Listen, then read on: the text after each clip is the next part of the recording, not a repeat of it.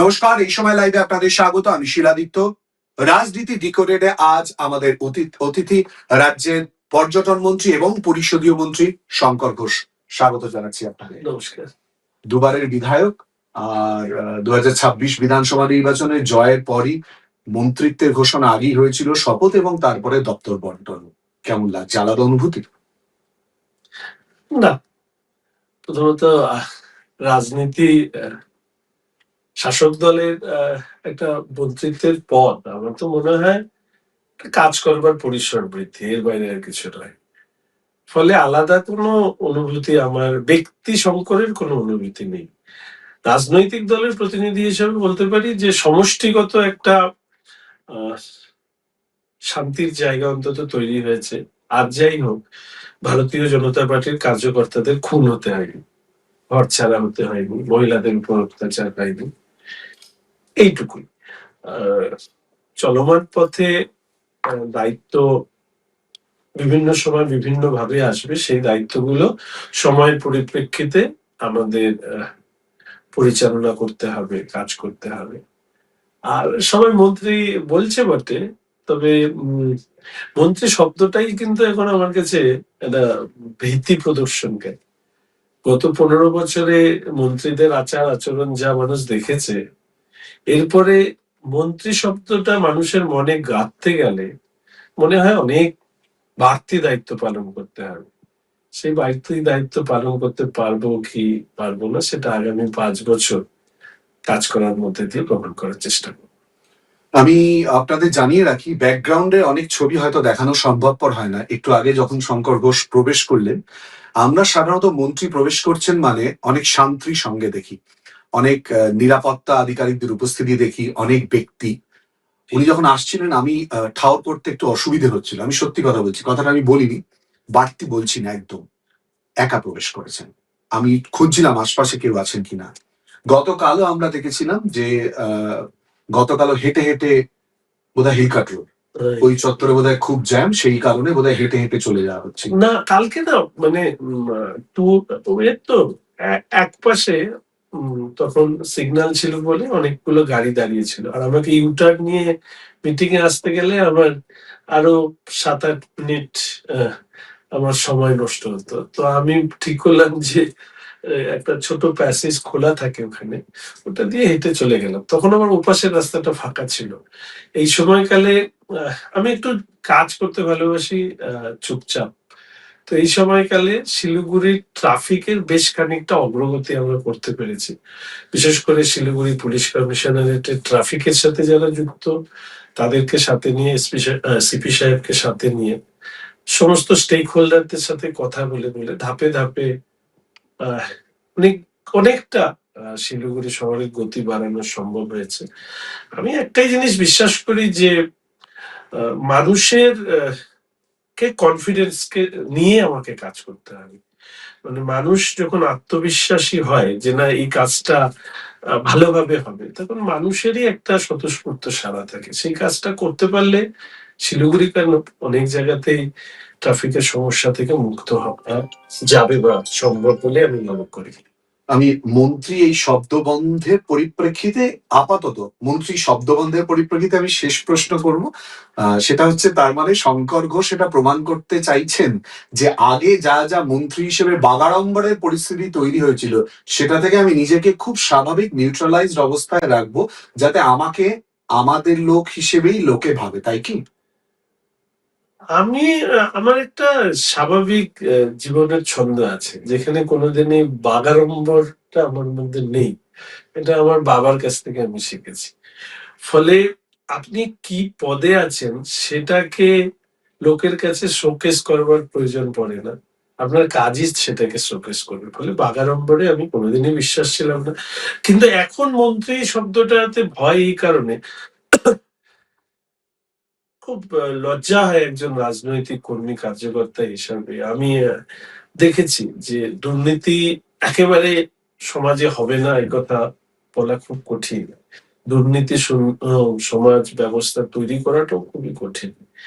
কিন্তু যখন রাজ্যের শিক্ষামন্ত্রী তার বান্ধবীর ঘরে এরকম ভাবে টাকা উদ্ধার হয়, কোটি কোটি টাকা। মানুষ মানে লোভ কোথায় পৌঁছে দেয় তাই আমি দেখছিলাম। তারপরে আমি সবথেকে শেষে যেটা খারাপ লাগলো যে আমি ছাত্র রাজনীতির প্রোডাক্ট। তো সেখানে দেখলাম যে ছাত্র সংসদের রুমে নেতাদের জন্য বেডরুম তৈরি করে রাখা হয়েছে। আমি বলে বোঝাতে পারবো না কতখানি রুচিহীন রাজনীতি তৃণমূল কংগ্রেস করেছে। আজকের দিনে দাঁড়িয়ে যারা তৃণমূল করছেন, আমি শুধু এইটুকু বলবো যে আয়নার সামনে দাঁড়িয়ে একবার ভাবুন, এই যে রুচি, এই যে সংস্কৃতি পশ্চিমবঙ্গে আপনারা উপহার দিলেন, যে পশ্চিমবঙ্গ রবীন্দ্রনাথ নজরুলের নামে পরিচিত, যে পশ্চিমবঙ্গ আমাদের ভারতবর্ষের শিক্ষা, সংস্কৃতি, সাহিত্যে তার রুচির জন্য পরিচিত, যে বাঙালিদেরকে বাবু বলে মানুষ সম্বোধন করতেন, আজকে সেই বাঙালি এবং বাংলার যে সর্বনাশ তৃণমূল কংগ্রেস করে গিয়েছে, বিশেষ করে তৃণমূল কংগ্রেসের নেতা মন্ত্রীরা, কারণ নোংরা সবসময় উপর থেকে নিচে আসে, নিচ থেকে উপরে যায় না, কিন্তু এই নোংরা উপর থেকেই এসছে। তৃণমূলের মন্ত্রী যারা, এমনকি আমি বলবো মুখ্যমন্ত্রী এর বৃত্তের বাইরে নয়। এই জন্য মন্ত্রী শব্দের প্রতি আমার ভীষণই মানে এখন একটা ভীতি তৈরি হয়েছে যে আমরা খারাপ কাজ করলে সমাজে তার কত বড় প্রভাব পড়ে এইসবের পশ্চিমবঙ্গ দেখলে। আমরা মানে মন্ত্রী, নেতা, রাজনৈতিক ভাবে যারা পার্টি ইন পাওয়ার, তার কিন্তু প্রভাব পশ্চিমবঙ্গে ভয়ঙ্কর ভাবে পড়েছে। আমি বলতাম যে পতনের কোনো শব্দ হয় না। পশ্চিমবঙ্গে তৃণমূল কংগ্রেসের শাসনে একটা অধঃপতিত ব্যবস্থা তৈরি হয়েছে। সেখান থেকে এই সমাজকে তুলে নিয়ে আসতে বেশ খানিকটা সময় লাগবে। কিছু কঠিন এবং কঠোর অবস্থান এই ক্ষেত্রে গ্রহণ করতে হবে। বিধায়ক শঙ্কর ঘোষ পলিটিক্যালি অ্যাওয়ার হয়ে এক্ষেত্রে কোন কোন ব্যবস্থা নেবে? মন্ত্রী শঙ্কর ঘোষের দুটো পরিপ্রেক্ষিত রয়েছে, সে জায়গায় আসবো। একটু আগেই শিলিগুড়ির প্রসঙ্গ আপনি তুললেন এবং সেক্ষেত্রে যানজটের কথা বললেন।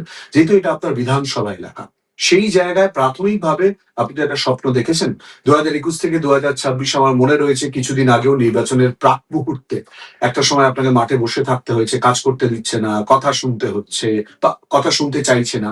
এই পরিপ্রেক্ষিত গুলো পেরিয়ে এসে স্বপ্ন কোন কোন জায়গায় বাস্তব করবেন বিধায়ক হিসেবে? প্রথমত আমার স্বপ্নটা ঠিক শিলিগুড়ি ওরিয়েন্টেড না। আমি শিলিগুড়িকে ফোকাল পয়েন্ট করে, যেহেতু উত্তরবঙ্গের মানুষের কিছু প্রত্যাশা আছে, সেই প্রত্যাশাগুলো পূর্ণ করতে চাই। আমি যেদিন মাননীয় স্বরাষ্ট্রমন্ত্রী অমিত শাহ মহাশয় তিনি যখন সংকল্পপত্র প্রকাশ করেছিলেন, সেদিন আমি বলেছিলাম যে গত 5 বছরে উত্তরবঙ্গের মানুষের যে প্রত্যাশা, সেটা সংকল্পপত্রে যেভাবে সংকলিত হয়েছে, আমার মনে হয়েছিল সেটা হাফ মানে সেটা জয়ের অর্ধেক অর্ধেক পথ আমরা পেরিয়ে এসেছি।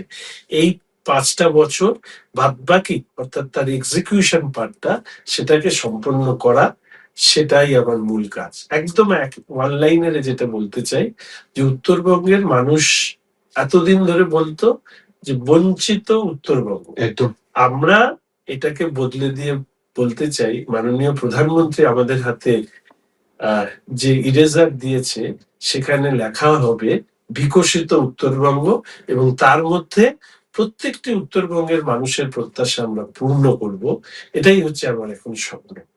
এর পাশে একটা অবশ্যই কথা বলবো, যেহেতু আহ উত্তরবঙ্গ নিয়ে দীর্ঘদিন সরবে আমি বিধানসভার ভেতরে বাইরে রাস্তায় কাজ করেছি, কিন্তু আমার রাজনৈতিক প্রেক্ষিতটা হচ্ছে পশ্চিমবঙ্গ, প্রেক্ষাপটটা পশ্চিমবঙ্গ, দায়িত্ব সেভাবে দেওয়া হয়েছে।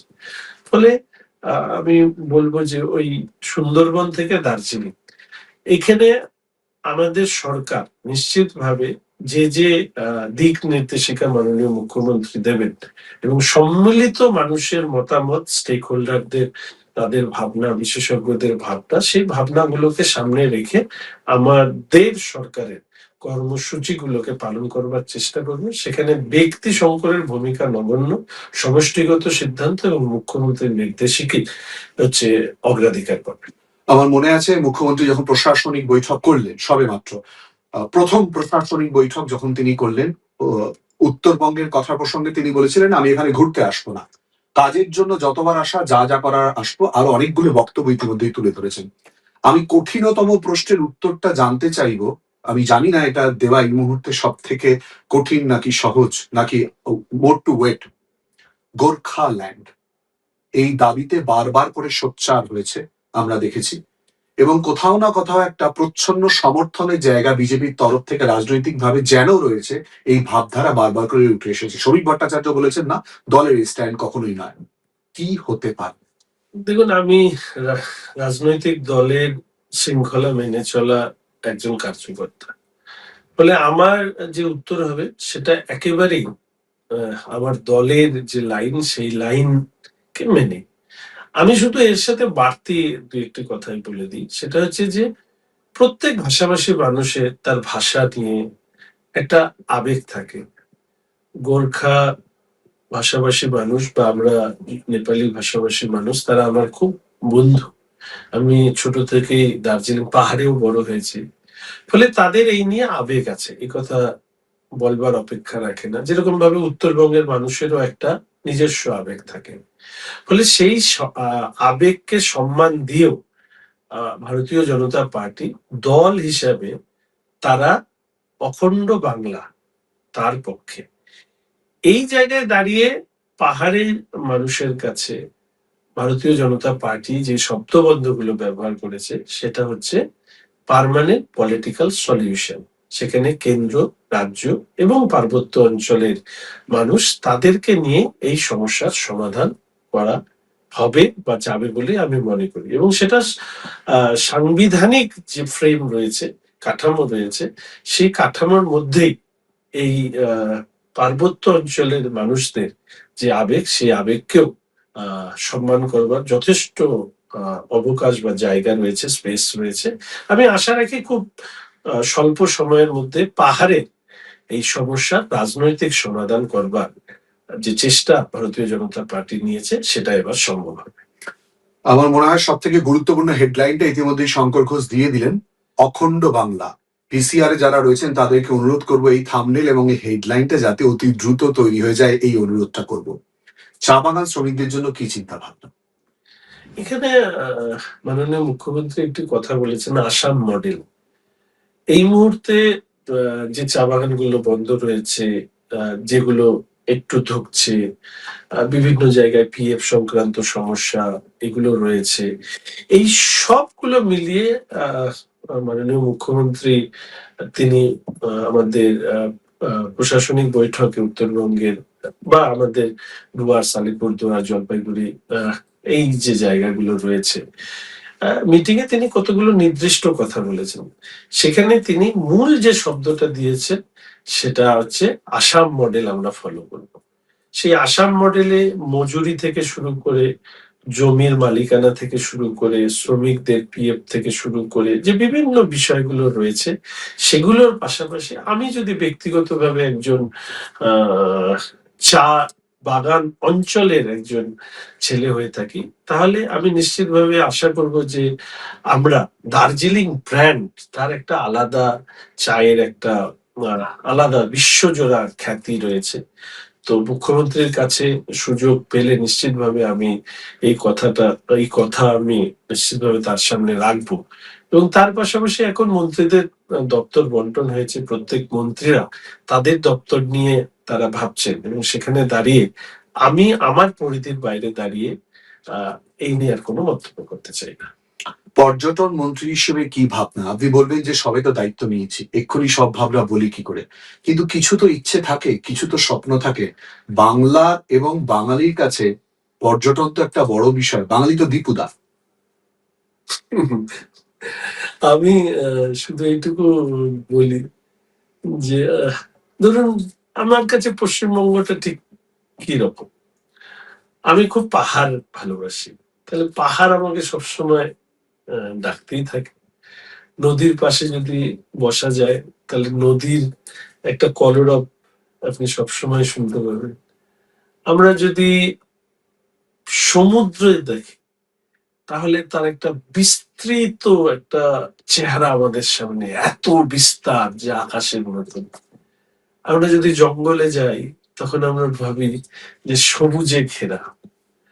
এই যে শব্দগুলো যদি আমরা একত্রীকরণ করি, তাহলে দেখবো এটা হচ্ছে পশ্চিমবঙ্গ, যা ভারতবর্ষের আর কোনো রাজ্যে এই উপাদান নেই। এই উপাদানগুলোকে কি করে বিশ্বের পর্যটন মানচিত্রে ঠাঁই করে দেওয়া যায়, তার একটা নিজস্ব ভাবনা আছে। তার সাথে আমি সমস্ত মানুষের সাথে কথা বলতে ভালোবাসি, যদিও ব্যক্তি মানুষ হিসাবে আমি একটু একাকী থাকতে ভালোবাসি। যখন মানুষের সাথে কথা বলি, তাদের প্রত্যেকটা ভাবনাকে আমার মাথায় রেজিস্টার করাই, এই কারণে এগুলোকে পরবর্তীকালে আমাকে এক্সপ্লোর করতে হয়। ধরুন আমি কি দপ্তর পাবো, এটা তো আমার জানা বোঝার মধ্যে থাকে না। আমাকে দল যেটা দায়িত্ব দিয়েছে, মুখ্যমন্ত্রী যেটা দায়িত্ব দিয়েছে, সেটা আমাকে পালন করতে হবে। দায়িত্ব পাওয়ার পরে যেটা আমার প্রথম মাইন্ড রেজিস্টার করেছে, যেহেতু এই এই উত্তরবঙ্গের ছেলে বলে প্রকৃতি প্রেমী, উত্তরবঙ্গের ছেলে বলে কিন্তু এটা নয় যে ট্যুরিজমের সব জেনে বুঝে বসে আছে, ফলে কম্পোনেন্ট গুলো চেনা। এবং কম্পোনেন্ট কি? টুরিস্ট, ডেস্টিনেশন, মাঝখানে ট্যুরিজম। এই তিনটেকে কিভাবে আমি ব্যবহার করি, মুখ্যমন্ত্রীর একটা সাধারণ গাইডলাইন আছে। সেই গাইডলাইনে মুখ্যমন্ত্রী বলেছেন রেভিনিউ জেনারেট করতে হবে, নন প্রোডাক্টিভ যে আমাদের এক্সপেন্স আছে সেগুলোকে কমাতে হবে। এই দুটো কথা আমি আমার ডিপার্টমেন্ট, মানে আমি ব্যক্তি শঙ্কর মুখ্য নয়, সবাই মিলে মুখ্যমন্ত্রীর নির্দেশ মতো এখানেই আমি কাজ করি। এবং সেই কাজে যেরকম বৈদেশিক মুদ্রা যাতে আমার দেশের অভ্যন্তরে আরো বেশি করে আসে, ফরেন টুরিস্ট কিভাবে অ্যাট্রাক্ট করা যায়, আমাদের এমপ্লয়মেন্টটাকে, লোকাল এমপ্লয়মেন্টটাকে কিভাবে জেনারেট করা যায়, ট্যুরিজমের অ্যাসেটটাকে কিভাবে এক্সপ্লোর করা যায়, এবং প্রকৃতি বান্ধব পর্যটন, মানে আমার তো মনে হচ্ছে যে প্রকৃতি ধুয়ে মুছে যা, মানে এরকম একটা পর্যটনের ব্যবস্থা এই রাজ্যে তৈরি হয়েছিল। এর এক্সপোজার কম ছিল, এর এক্সপ্লয়টেশন বেশি ছিল। এইগুলো টুকরো টুকরো ভাবনা আছে। আমি এখনো দপ্তরে দায়িত্ব ভার আগামীকাল নেব। আজকে যেহেতু আমাদের এই সময় সেশন শুরু হবে, ফলে স্বাভাবিকভাবে আমার এই মুহূর্তে দায়িত্ব হচ্ছে 18 তারিখে আমাদের এবারে সেশন যেহেতু শুরু হবে, বাজেট সেশন আছে, বলে সেই নিয়ে আজকে আমি একটু ব্যস্ত ছিলাম। আগামীকাল যাবো, দপ্তরের সাথে কথা বলবো। মাননীয় মুখ্যমন্ত্রী আসবেন, ক্যাবিনেট মিটিং হবে, তখন আমার দপ্তরের ভাবনা চিন্তা তার কাছে রাখবো। আমি পর্যটন থেকে একটু পরিষদীয় মন্ত্রিত্বের জায়গায় আসবো। মুখ্যমন্ত্রী শুভেন্দু অধিকারী যেদিন বিধানসভায় বিধায়ক হিসেবে শপথ নিলেন, অনেকগুলো বক্তব্য রেখেছিলেন সংক্ষিপ্ত ভাষণে, যার মধ্যে তার বক্তব্য ছিল যে house belongs to opposition, speaker সিদ্ধান্ত নেবেন, সব সিদ্ধান্তই তার কথা মেনেই হাউস চলবে, আমরা সবাই চলবো, কিন্তু স্পিকারকে অনুরোধ করব যাতে বিরোধীদের 50-50 বলার সুযোগ দেওয়া হয়। আমি ঠিক এই পরিসরটা জানতে চাইছি, কেন 2021 থেকে 2026 আমরা দেখেছি যে হারে স্লোগান, যে হারে বক্তব্য, বিরোধীদের বলতে না দেওয়া, বাইরে এসে সাংবাদিকদের মুখোমুখি হতে হয়েছে, সেই পরিসরের একদম উল্টো ছবি যাতে হয় তার কথা ইতিমধ্যেই মুখ্যমন্ত্রী বলেছেন এবং বাস্তবে যাতে রূপায়িত হয়। শঙ্কর ঘোষের ভাবনা কি? আমি আবার বলছি, আমি ব্যক্তি হিসাবে নিমিত্ত মাত্র। আমার কাজ হচ্ছে মুখ্যমন্ত্রীর ভাবনাকে বাস্তবে রূপায়িত করা। হাউস কিভাবে চলবে সেটা নির্ভর করে শাসক কেমন। শাসক হাউসকে কিভাবে ব্যবহার করবার জন্য সে তার পরিসর তৈরি করছে। আমি আপনাকে বলি যে আমি বিধানসভায় কতগুলো পূর্ব অভিজ্ঞতা বলি। আমাদের মাননীয় মুখ্যমন্ত্রী যতদিন সাসপেন্ড থেকেছেন বিধানসভায় গত 5 বছরে, ঠিক তার পরের নামটাই হচ্ছে শঙ্কর ঘোষের। আমি বিধানসভায় একবার নয় 2বার আক্রান্ত হয়ে আমাকে হসপিটালে ভর্তি হতে হয়েছে। এমন বিরোধী মানে যারা শাসক দল ছিল তখন, আজকের যারা বিরোধী, তারা ক্ষমতায় আসার আগে বিধানসভা ভাঙচুর করেছে, ক্ষমতায় আসবার পরে বিধানসভার মধ্যে বিরোধীদেরকে পিটিয়েছে। দেবনীলা হেমব্রম, গৌরাঙ্গ চক্রবর্তী, আব্দুল মান্নান, মনোজ টিক্কা, আমাদের নরহরি মাহাতো, আমি, সবাই। এরকম পরিস্থিতি হবে না, এটাই মাননীয় মুখ্যমন্ত্রী শ্রী শুভেন্দু অধিকারী মহাশয় তিনি বলেছেন। এই ভাবনাটাকেই আমরা কার্যক্ষেত্রে সেটাকে প্রয়োগ করবার চেষ্টা করব, এবং এক্ষেত্রে আমরা আশা রাখি যে আমরা ভারতীয় জনতা পার্টি পরিষদীয় দল এই স্পেস বিরোধীদেরকে তৈরি করবার ক্ষেত্রে সহযোগিতা করবে, যাতে বিরোধীরা তাদের বক্তব্য সুন্দরভাবে উপস্থাপিত করতে পারে। মাননীয় মুখ্যমন্ত্রী যে কথাটা বলেছিল, হোয়াট কাইন্ড অফ চেঞ্জ, যেটা মানুষ এক্সপেক্ট করেছিল, আমি তার একটা উদাহরণ হিসেবে বলেছিলাম যে অ্যাডমিনিস্ট্রেটিভ বৈঠকে বিরোধীদেরকে আমন্ত্রণ জানানো, 5 বছরে তো জানায়নি। তাহলে spirit was like that, we will accommodate all kind of opposition. তো আমি যদি অ্যাডমিনিস্ট্রেটিভ বৈঠকে বিরোধীদেরকে ডেকে তাদেরকে কথা বলার সুযোগ দিই, তাহলে why not within the premises of the house, তাহলে সেখানেও সেই জায়গা থাকবে। আমরা তো সচরাচর মন্ত্রীদের সাথে কথা বলবার সুযোগ পাই, বা কথা বললেও ওনাদের একটা জিনিস বুঝতাম, ওনারা কেউ চাইলেও কিছু করতে পারবে না, ওটা ওয়ান ম্যান শো ছিল, অসহায়তা তাদেরও ছিল। তবে যাদেরকে আমি একটু ভালো ভাবতাম, তাদেরও যা চেহারা সামনে এসছে, সেটা আমার কাছে খুব মানে অপ্রত্যাশিত। কেননা পাশাপাশি আমরা সবাই বুঝতাম, আজকের দিনে যা যা কথা শোনা যায় বা যা আমরা টিভির পর্দায় দেখি, এটা একটু আমার কাছে নিজের অত্যন্ত যন্ত্রণার, যে মানুষ হিসেবে মানুষকে চেনা কত কঠিন। এই 15 বছরের তৃণমূল ক্ষমতার থেকে চলে যাওয়ার পরে তাদের যে আহ, রূপ মানুষের সামনে প্রকাশিত হলো, সেটা রাজনীতির জন্য লজ্জার। একেবারে মানে প্রসঙ্গটা এত সুন্দরভাবে ঘুরছে, প্রথমে ছিল ব্যক্তি, তারপর হলো মন্ত্রী, তারপর এলো রাজনীতি, ঠিক এই জায়গাতেই বক্তব্য। ক্ষমতা থেকে চলে যাওয়ার পর এরকম ভাবে ঘুরছে, এটা এক্সপেক্ট করেছিলেন রাজনীতিক শঙ্কর ঘোষ? একেবারে বিরোধী দলটাই উবে যাচ্ছে বা উড়ে যাচ্ছে বা ভেঙে যাচ্ছে বা সমুদ্রে হারিয়ে যাচ্ছে। এর আগে যখন আহ, আমি কোনো ইন্টারভিউ দিয়েছি, আমি বলেছিলাম যে তৃণমূল ক্ষমতার থেকে সরে গেলে এই দলটা থাকবে না। এই ভাবনাটা আমার তৈরি হয়েছিল এই কারণে, যে দলের কোনো মানে কোনো আইডিওলজি নেই, তারা কোনো একটা নির্দিষ্ট লক্ষ্য কিরকম হতে পারে, একটা শর্ট টার্ম, একটা লং টার্ম।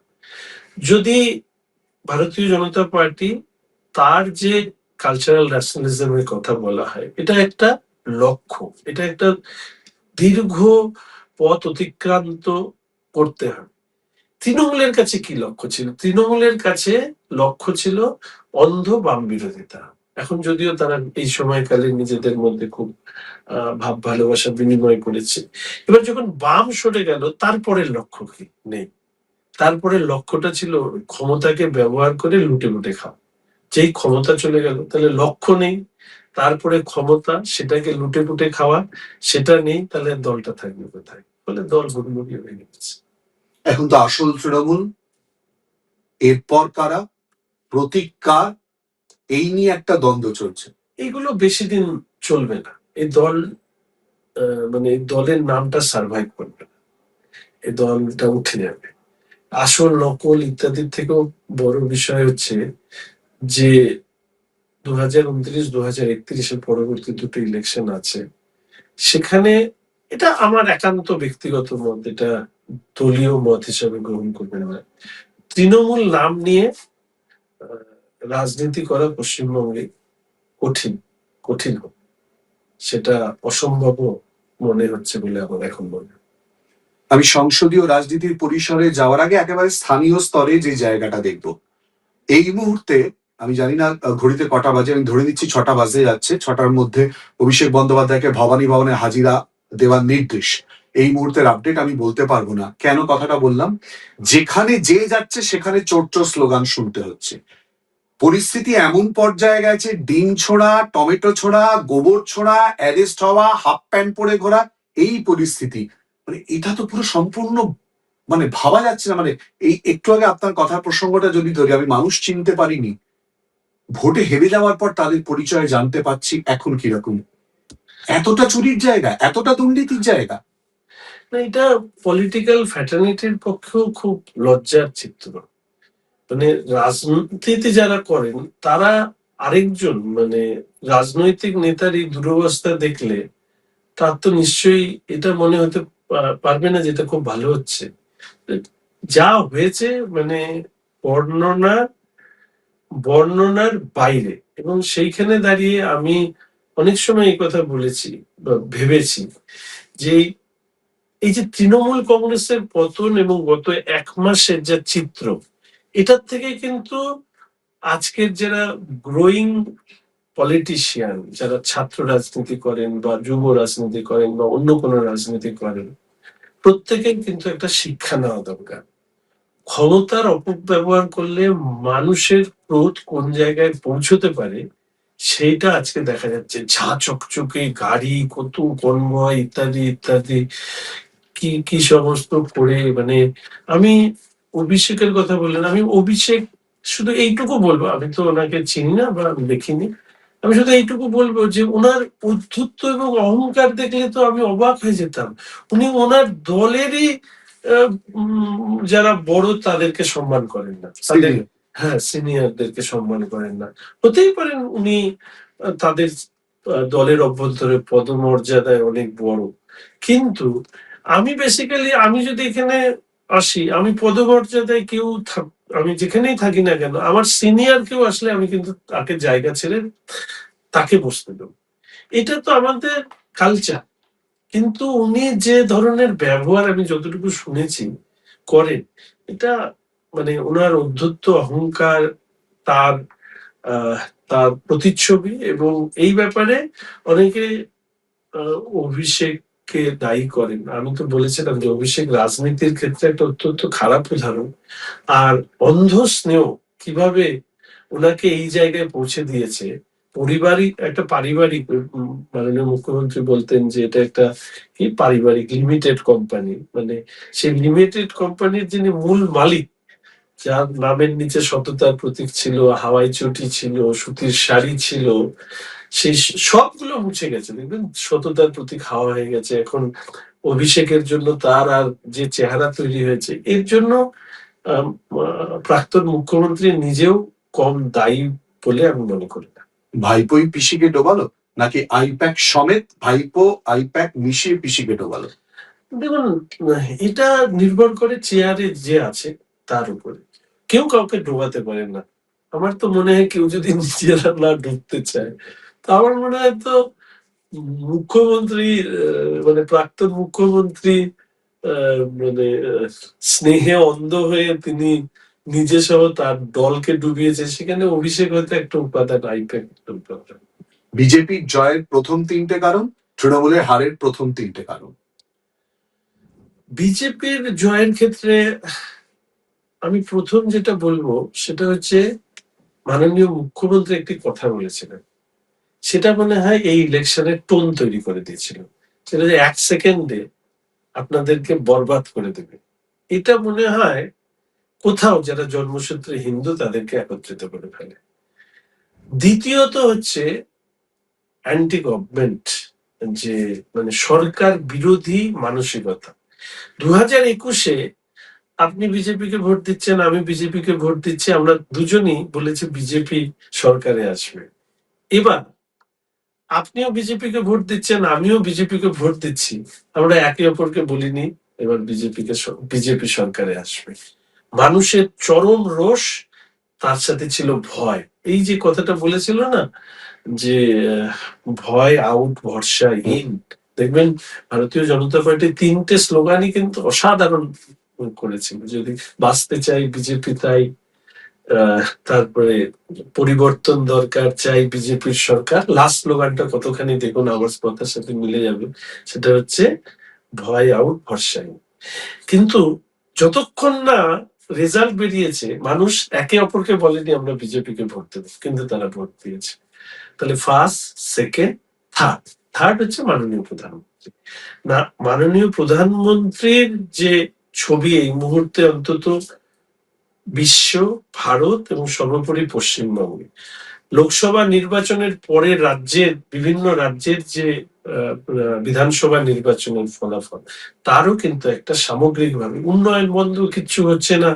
একটা ডাবল ইঞ্জিন সরকার, বিকশিত ভারত, বিকশিত পশ্চিমবঙ্গ, মানুষকে বোঝাতে পেরেছিলাম যে এই সরকার আর্থিকভাবে দেউলিয়া, কেন্দ্র রাজ্যের যৌথ বন্ধনে আমার সমন্বিত কাজে রাজ্যের উন্নয়ন করা সম্ভব, ফলে সেটা সম্ভব হয়েছে। এটা হচ্ছে তিনটে হচ্ছে জয়।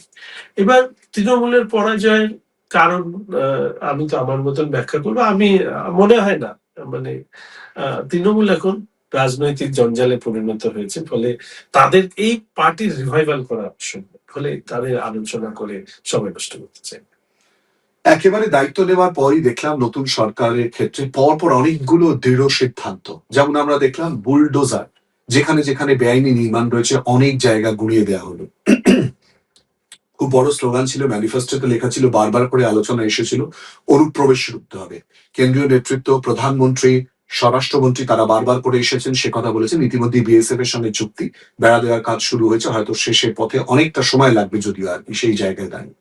এবং সঙ্গে অন্নপূর্ণা যোজনা, যা খুব বেশি পরিমাণে মানব দরদি একটা প্রকল্পের ক্ষেত্র।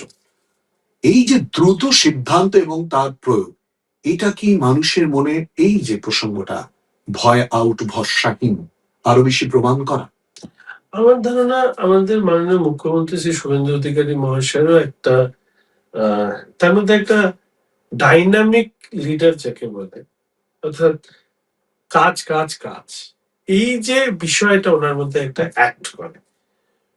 মানে যতটুকু নিজেদের কথায় আমি বলতে পারি সেটা হচ্ছে যে আমাদের জেতার পরেই আমাদের প্রায়োরিটি ছিল সংকল্পপত্রে যা লেখা হয়েছে সেটাকে আমরা মানুষের কাছে তুলে ধরবো অ্যাজ আর্লি অ্যাজ পসিবল। ফলে তারই প্রতিফলন হয়েছে। দেখুন, দুর্নীতির বিরুদ্ধে ব্যবস্থা নেওয়া তার হয়েছে।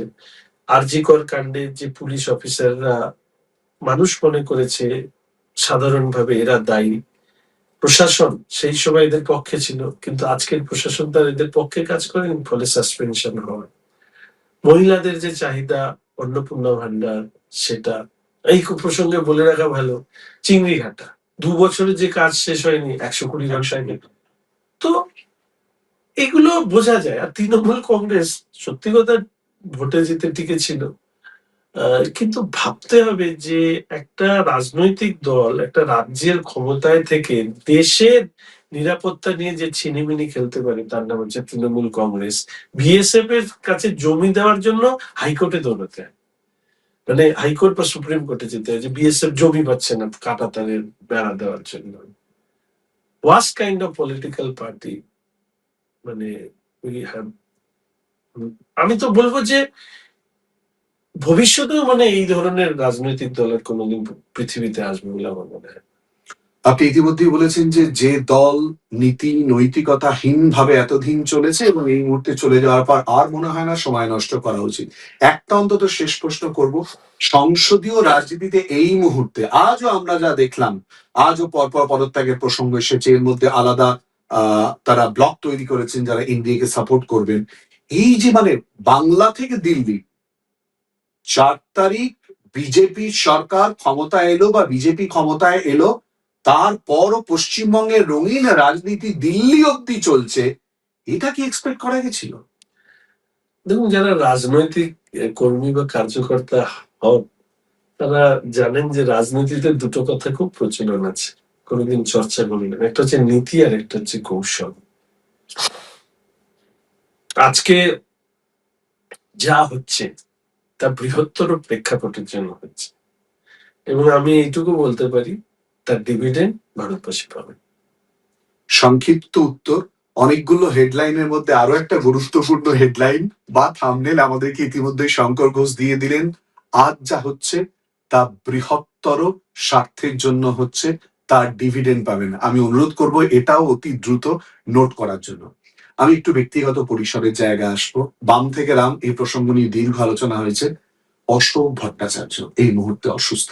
আমি জানি ফোনে আপনিই কথা বলিয়েছিলেন মুখ্যমন্ত্রীর সঙ্গে, মুখ্যমন্ত্রী শুভেন্দু অধিকারীর সঙ্গে তিনি খোঁজ খবর নিয়েছেন। আমি যদি ভুল বলি আমাকে একটু সংশোধন করে দেবেন। রাজনৈতিক গুরু অশোক ভট্টাচার্য, সেই জায়গায় মন্ত্রী শঙ্কর ঘোষ মন্ত্রী হিসেবে বলতে অস্বস্তি, আমি এটাকেও একটু অ্যাভয়েড করিয়ে দিলাম। যখন জানলেন, যখন অশোকদার কাছে গেলেন, কথা বললেন, কতটা স্নেহ, কতটা আনন্দ, কতটা ভালোবাসা? না মানে অশোকদার যখন পড়ে গিয়েছিলেন লিখতে লিখতে, তো আমি দেখুন দীর্ঘদিন একসাথে কাজ করেছি, তো স্বাভাবিকভাবে সাথে সাথে খবর পাই এবং এখান থেকে বসে যতটুকু করা সম্ভব এবং তারপরে গিয়ে দেখা করা, মাননীয় মুখ্যমন্ত্রীর সাথে কথা বলে দেওয়া। শ্রমিকদার তারও একটা অপারেশন হয়েছে, তো তাকেও আমি আজকে দেখতে গিয়েছিলাম। শ্রমিকদাও শুভেন্দুদার এই অশোকদার সাথে কথা বলেছেন আজকে। এগুলো তো থাকা দরকার না। রাজনীতিতে কেউ মানে আমরা তো মানুষ হিসাবে একে অপরের শত্রু নই। নীতিগত পার্থক্য নিয়ে আমরা লড়াই করি। এবার অশোকদা এবার নির্বাচনের আগে অনেকগুলো কথা বলেছেন। উনি বলেছেন যে আমি ওনার শিষ্য নই ইত্যাদি ইত্যাদি। তো আমি মনে করি যে যিনি এই যে গুরু শব্দটা যে ব্যবহার করেন সেটা উনি হয়তো এই মুহূর্তে অসুস্থ আছেন, আহত হতে পারেন। আমি একটা কথাই শুধু বলি, অন ক্যামেরা আজকে বলে যাই, সেটা হচ্ছে যে 2011-র আগে আমি একজন সাধারণ কর্মী ছিলাম ওনার কাছে, যিনি যে ছাত্র যুব রাজনীতিতে পার্টিগত ক্ষেত্রে আমি ছাত্র যুব রাজনীতির ক্ষেত্রে আহ আমি রাজ্য স্তর, জেলা স্তর, রাজ্য স্তর, কেন্দ্র স্তর, সমস্ত স্তরে আমি রাজনীতি করেছি। কিন্তু উনি মন্ত্রী ছিলেন, আমি কর্মী ছিলাম। ফলে কর্মী মন্ত্রীর যে সম্পর্ক ছিল ঠিক ততটাই সম্পর্ক ছিল। 2011-তে নির্বাচনের পরাজয়ের পরে এই কর্মীদের মধ্যে একজন ওনার বাড়িতে প্রথম যায়, সাথে আরো কিছু কর্মীকে। সেদিন তাকে আমরা কথা দিয়েছিলাম যে আপনাকে মানে ওনাকে আমি তুমি বলি, তোমাকে আমরা আবার এমএলএ বানাবো। 2016-তে সেটা আমরা সম্পন্ন করি। 2015-তে আমরা কর্পোরেশন ফিরে পাই।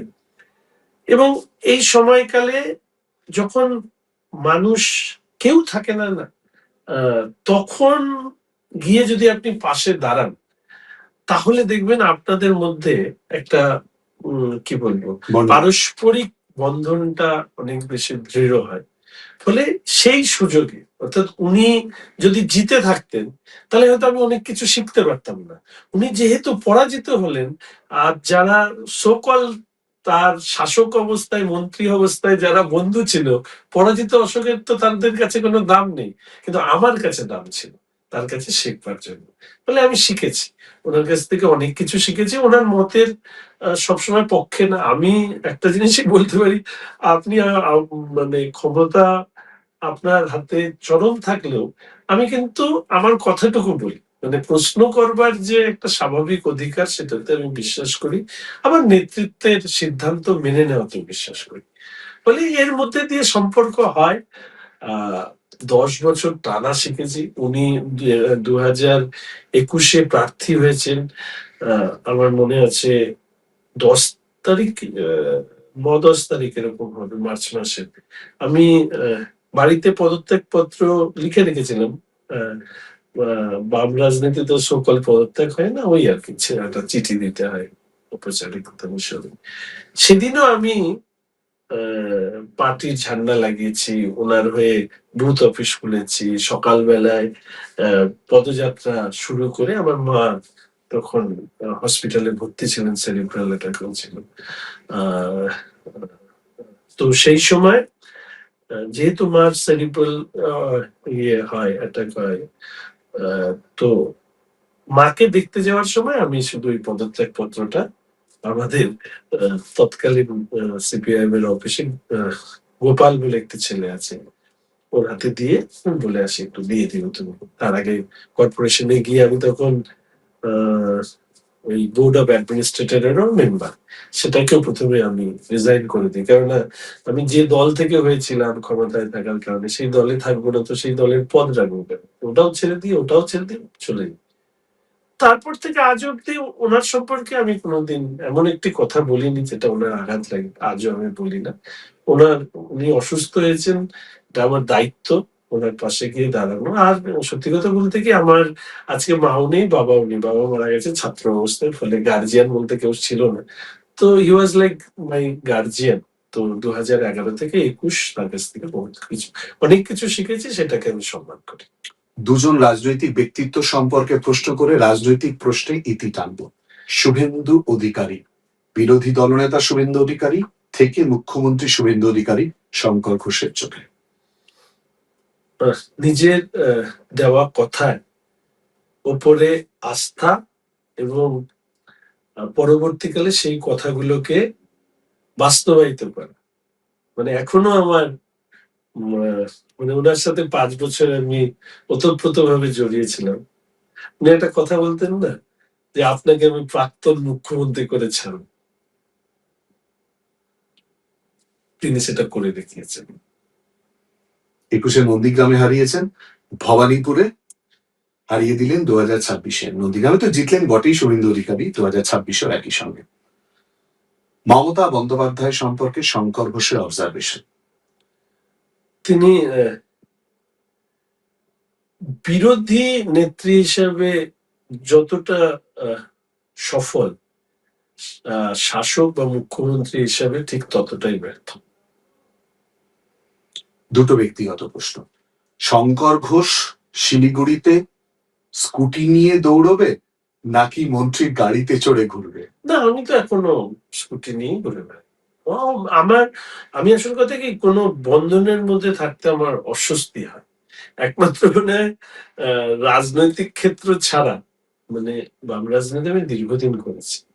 শৃঙ্খলার মধ্যে মানে আমি যখন দল ছাড়ি তখন কাকপক্ষীও টের পাইনি যে আমি দল ছাড়ছি। আমি কারোর সাথে কথা বলে কিছু করি। আর এখনো যে দল করছি সেখানেও কিন্তু আমি শৃঙ্খলা মেনে চলি। কিন্তু ব্যক্তি জীবনে আমি মানে আবদ্ধ থাকতে ভালোবাসি না। আমি একটু খোলামেলা থাকতে চাই। এই আশপাশে সিকিউরিটি গার্ড ইত্যাদি আমার ভালো লাগে না। ইভেন আমি খুব ভিড় ভালোবাসি না। আমি একটু স্পেস চাই, মানে একটু নিজের মতন সবকিছু দেখতে চাই। আমার দেখতে ভালো লাগে, তা মানে বলবার থেকে দেখতে বেশি ভালো লাগে। সিকিউরিটি কি সব সরিয়ে দিতে বলা হয়েছে? এখন সিকিউরিটি আসে, ওনাদেরকে আমি বলি যে আপনারা আসবেন না। কিন্তু আমার বেশ কয়েকটা সমস্যা হচ্ছে ঘটনা চক্রে। কারণ এর আগে নাগরাকাটায় একটা ইনসিডেন্ট হয়েছে, খুনের হুমকি দেওয়া হয়েছে। আহ, এই ধরনের ঘটনাগুলো তো চলছিল, তখন তো আমি বিরোধী ছিলাম। এখন আমার বাড়িতেও বেশ কিছু সমস্যা সামনে। আমার বাড়িতে তো এখন ওয়াইফ আর ছেলে, বৌমার বাবা থাকে, এবার সমস্যা হয়ে যাচ্ছে অনেক কিছু। আর বন্ধু বান্ধব থেকে শুরু করে যারা ভালোবাসেন, তুই এভাবে একা একা ঘুরিস, এত তোদেরকে সিদ্ধান্ত নিতে হবে, কারো সিদ্ধান্ত মনোপুত না হলে তোর তো জীবনে কি হবে সুরক্ষার, এই বিষয়টা খুব আসছে। পুলিশ অ্যাডমিনিস্ট্রেশন থেকেও আমাকে বারবার অনুরোধ করা হয়, কিন্তু ঠিক মন থেকে মেনে নিতে পারছি না বলে কালকে গিয়েছিলাম মাননীয় প্রধানমন্ত্রীর 12 বছর দীর্ঘতম নির্বাচিত প্রধানমন্ত্রী হিসেবে তার শাসনকাল, সেটার জন্য আমাদের একটা বিধানসভা এলাকায়, প্রত্যেক বিধানসভা এলাকায় কার্যক্রম। আমি গিয়ে দেখি প্রচুর পুলিশ তো আমি ওনাদেরকে জিজ্ঞাসা করলাম, আপনারা কেন এসছেন এখানটা? না মানে হচ্ছে, এটা তো আমার শিলিগুড়ি শহর, আপনাদের তো এখানে প্রয়োজন নেই, যদি অসুবিধা হয় আমি কোনোদিন বলবো। তো ভগবানের আশীর্বাদ যে নাগরাকাটাতে তো মরেই যেতে পারতাম। যে বোল্ডার মারা হয়েছিল ওটা তো আমার মাথা লক্ষ্য করে মারা হয়েছিল, আমি ডিকিতে ঢুকে গেছিলাম বলে খগেনদার পেছনের সিটে গেলাম। তো জানি না, এখনো মনে হয়নি। তবে আমার ছেলে ছোট বলে একটু মাঝে মাঝে ভাবি যে কোনো এরকম পরিস্থিতি, কেননা আমি আবার বলছি যে আগডুম বাগডুম এ সমস্ত আমার ভালো লাগে না বলতে, কিন্তু প্রশাসনিক কারণে বেশ কিছু কঠোর সিদ্ধান্ত নিতে হবে বা তার অংশ হিসাবে পরবর্তীকালে কি দাঁড়াবে আমি জানি না। Till day I am happy যেভাবে আছে সেভাবে চলতে। পারিবারিক বা ব্যক্তিগত স্তরে প্রশ্ন শেষ। ছেলেকে এবার কি করে সময় দেয়া হবে? ছেলে যদি জিজ্ঞেস করে বাবা এই অঙ্কটা দেখিয়ে দাও, বাবা কি করে সময় বার করবে? বাবা তো কলকাতা শিলিগুড়ি ডেলি প্যাসেঞ্জারি করছে। আমার ছেলে মানে আমার বাবা ভীষণ উদার, ও পড়াশোনাটা বাদ দিয়েও সবকিছু ভালোবাসে। ফলে আহ এই ক্ষেত্রে ওর ব্যতিব্যস্ত হওয়ার মতন কোনো কারণ নেই। কিন্তু ও খুব দুরন্ত। আমি আশা রাখি ওর সময়ের সাথে সাথে ওর যা ভালোবাসা, আমি, আমার ওয়াইফ মোম আবার আমার ভিন্ন। আমি যেরকম একটু ছেলের গার্জিয়ান হতে চাই, মোম আবার ওকে খুব লিবারেল হিসেবে দেখে। তো ও যা করতে চায়, ও ঘুমোক, খেলুক, পড়ুক, ওর কোনো সমস্ত নিয়ে চিন্তা নেই। আর আমি ভাবি যে না, ছেলেকে একটু এই রাস্তা দিয়ে ও, ওটা ওর পছন্দ। তো এরকম অবস্থার মাঝখানে দাঁড়িয়ে এখন আমার এতই কাজের চাপ দৌড়দৌড়িতে যে হ্যাঁ, ওকে না দেখলে আমি থাকতে পারি না। মানে সকালবেলা থেকে রাত্রেবেলা অব্দি ওকে কয়েকবার দেখি বা ভিডিও কল করে। আর বাড়িতে যতটুকু সময় থাকে একটু খেলি ওর সাথে। ঘুরতে ভালোবাসে ও মা-বাবার মতন। ঘুরতে নিয়ে যেতে হয়। এই মানে ওকে ছাড়া আমি থাকতে পারি না। মানে কেউ যদি বেসিক্যালি বলে আমার জীবনে কোনো প্রত্যাশা নেই। একমাত্র ছেলে ভালো মানুষ হোক এটাই প্রত্যাশা। খুব ভালো। আর কোনো প্রশ্ন করব না। খালি শেষে একটা অনুরোধ জিজ্ঞেস করব। এই মুহূর্তে আমরা বসে রয়েছি কলকাতা শহরের প্রাণকেন্দ্র ধর্মতলার মোড় ডোরিনা ক্রসিং এ। আমি অনুরোধ করব ব্যক্তি শঙ্কর ঘোষকে যেহেতু স্বাধীনভাবে ঘুরতে চায়, আমার একটা বাইক রয়েছে। আমি দুটো হেলমেট জোগাড় করব। অনুমতি দিলে সত্যি শঙ্কর ঘোষকে বাইকে করে কলকাতা ঘোরাবো। অনুমতি দিচ্ছে? একদম, একদম। আমি তো আমার সাথে থাকে অনুপ, আমাদের এখানকারই ছেলে। আমি তো ওর বাইক নিয়েই ওর সাথেই আমি ঘুরি। এমনকি আমাদের মাননীয় প্রধানমন্ত্রী যেদিন আসলেন আমাদের শপথ গ্রহণ অনুষ্ঠানে, সেদিনে তো আমি ব্রিগেড থেকে বাইক নিয়ে এখানে এসেছিলাম হোস্টেলে। তো আমার মানে হ্যাঁ, অসুবিধা হয় আগে থেকে এখন একটু বেশি লোক চেনে। তো সেই জন্য হয়তো যারা ভালোবাসে বা চেনে তারা একটু ছবি-টবি তুলতে চায়, কথা বলতে চায়। যাদের অসুবিধা আছে সেটা জানাতে চায়। মন্ত্রীর হাতে তো কোনো ম্যাজিক স্টিক থাকে না। কিন্তু সহানুভূতির সঙ্গে মানুষের কথাগুলো শুনলেও হয়তো মানুষের অনেকটা যন্ত্রণা কমে। আর আমরা চেষ্টা করি যদি কোথাও কোনো সুযোগ থাকে তাদেরকে সহযোগিতা করার। ব্যাস এতটুকুই। কি আর আছে জীবনে দেওয়ার মতো? যতটুকু ক্ষমতা আছে সেটা যেন মানুষের কাজে লাগে এইটুকুই চাই, আর কিছু চাই না। অনেক ধন্যবাদ। অনেক কিছু জানলাম, অনেক কিছু বোঝার চেষ্টা করলাম এবং বারবার স্পষ্টবাদী শঙ্কর ঘোষের মুখ থেকে তার সাধারণ সাবলীল জীবনের কথা বারবার করে উঠে এলো। আর আমরা যতক্ষণ ইন্টারভিউ নিচ্ছিলাম কম করে আমি বলছি চোখের ইশারায় শঙ্করবাবুও দেখছেন, আমিও দেখছি ৩০০টা ফোন এসছে। আর কথা বাড়াবো না। আর তাছাড়া বিদায় তো নিতেই হবে, কারণ ইতিমধ্যে উনি বলেছেন ফুরফুরে হাওয়ায় ওয়েদার আজকে দারুণ। সেই জায়গায় আমি বাইক চালাবো ড্রাইভার হিসেবে, উনি আমার সঙ্গে থাকবেন, দুজনে হেলমেট পরে বেরোবো। তাই টাটা, ভালো থাকবেন। রাজনীতির নানান কথা, মার প্যাঁচের কথার বাইরে একটু অন্য মন্ত্রী শঙ্কর ঘোষের সঙ্গে কথা বললাম। আশা করি ভালো লাগবে। আর ভালো থাকবেন, চোখ রাখবেন এই সময় লাইভে।